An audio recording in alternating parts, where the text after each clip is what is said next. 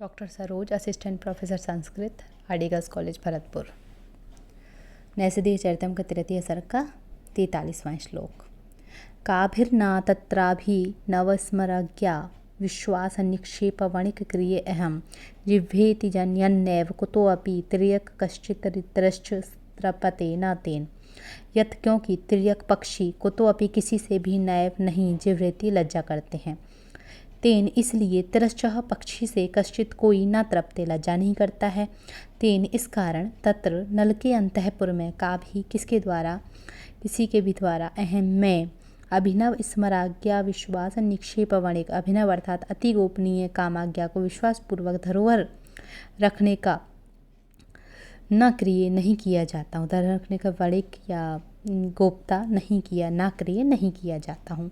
क्योंकि पक्षी किसी अर्थात यहाँ पर कह रहे हैं कि क्योंकि पक्षी जो हैं किसी से भी लज्जा नहीं करते हैं, इसलिए पक्षी से भी कोई लज्जा नहीं करता है। इसलिए वहाँ नल के अंतःपुर में किन स्त्रियों के द्वारा मैं अभिनव अर्थात अति गोपनीय कामाज्ञा को विश्वासपूर्वक धरोहर रखने का वणिक नहीं किया जाता हूँ, गुप्त रखने वाला नहीं बनाया जाता। अर्थात नल के अंतःपुर की कौन सुंदरियाँ मुझे अपने गुप्ततम काम रहस्य को नहीं बताती हैं।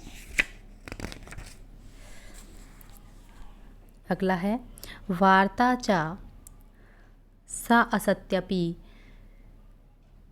सान्यमेति योगादरंद्रे हृदयां निरुंधे विरंचिनानन वादधौत समाधिशास्त्र श्रुति पूर्णकर्णः।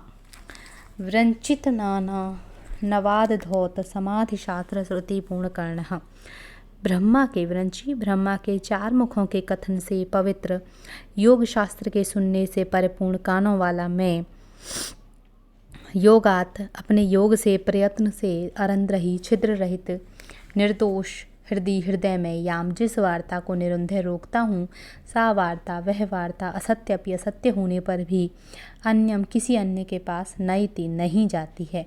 अर्थात दूसरा कोई उसको नहीं जान सकता है। यहाँ पर कह रहे हैं लेखक, ब्रह्मा के 4 मुखों के कथन से पवित्र योग शास्त्र के सुनने से परिपूर्ण कानों वाला मैं छिद्र रहित अर्थात निर्दोष शत्रु से अभेद्य हृदय में जिस वार्ता को रोकता हूँ, वह वार्ता असत्य होने पर भी किसी दूसरे पुरुष के पास नहीं जाती।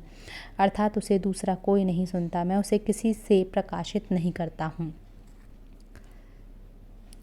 नलाश्रयेण त्रिदिव उपभोगम तवानवाप्यम लभते बतान्यां कुमुदवती वेन्दु परिग्रहेण ज्योत्स्नोत्सवम दुर्लभम अम्बुजिन्यः।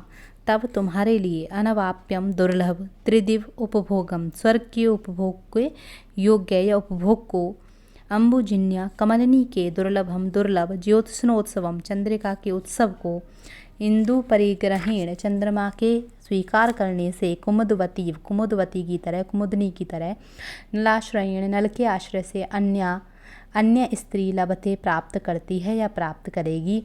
यह इस बात का वत यानी खेद है।